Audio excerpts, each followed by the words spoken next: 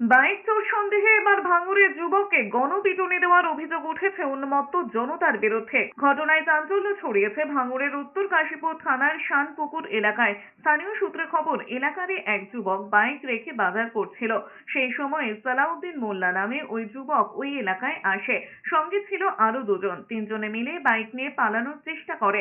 সালাউদ্দিনের সঙ্গীরা বাইক নিয়ে চম্পট দিল। সালাউদ্দিন পালাতে পারেনি, তাকে ধরে ফেলে স্থানীয় মানুষজন।